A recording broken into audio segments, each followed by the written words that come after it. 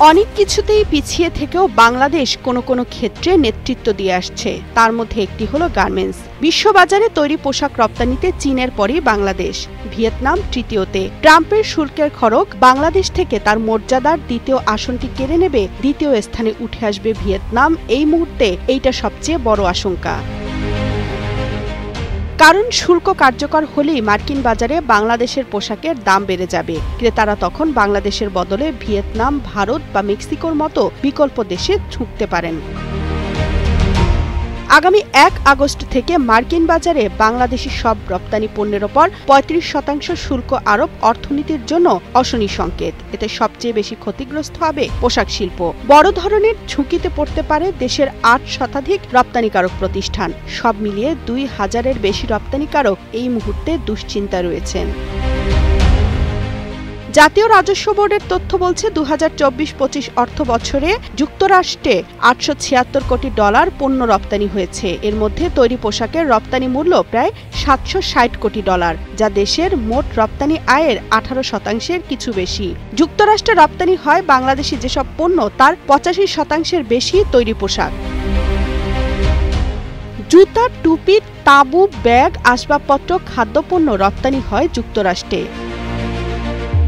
যুক্তরাষ্ট্র বাংলাদেশি তৈরি পোশাকের একক বড় বাজার। শুল্কের কুপ্রভাবে তৈরি পোশাক খাতে আনুমানিক $৮ বিলিয়ন অর্ডার সরে যাওয়ার আশঙ্কা রয়েছে। এটি ঘটলে অনেক গার্মেন্টস বন্ধ হয়ে যাবে।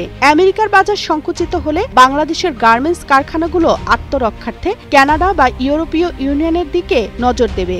এর ফলে বাংলাদেশেও একটি ঘটনা ঘটবে, আর তা হচ্ছে নিজেদের মধ্যে টিকে থাকার অসম প্রতিযোগিতা। বাংলাদেশের নীতি নির্ধারকরা বলছেন এখন দর কষাকষি চলছে। এদিকে কোনো কোনো ব্যবসায়ীর অভিযোগ, এই আলোচনার ব্যাপারে তাদেরকে অন্ধকারে রাখা হয়েছে।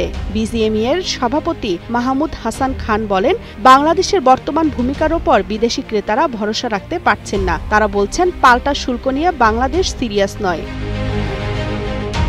তাহলে করণীয় কি? যত দ্রুত সম্ভব আলোচনা শুরু করতে হবে। দ্বিপাক্ষিক নেগোসিয়েশনের দুর্বলতা কাটাতে প্রয়োজনে লবিস্ট নিয়োগ করা যেতে পারে বলছেন অর্থনীতিবিদ ও ব্যবসায়ী সংগঠনের নেতারা। তারা উদ্বিগ্ন, আলোচনার পরও যদি শুল্ক না কমে তাহলে রপ্তানি শিল্পের জন্য অপেক্ষা করছে ভয়াবহ পরিণতি। বাংলাদেশের ওপর চাপিয়ে দেওয়া শুল্ক হার ৩৫, অথচ প্রতিবেশী দেশ ভিয়েতনামের উপর ২০% এবং ভারতের ওপর তা ২৬%। অর্থাৎ এসব দেশ থেকে পোশাক আমদানি করলে যুক্তরাষ্ট্রের খরচ পড়বে কম।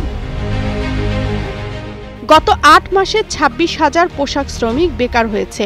বাংলাদেশ যুক্তরাষ্ট্রে তার বাজার হারালে হাজার হাজার পোশাক শ্রমিক যে চাকরি হারাবে তা বলার অপেক্ষা রাখে না।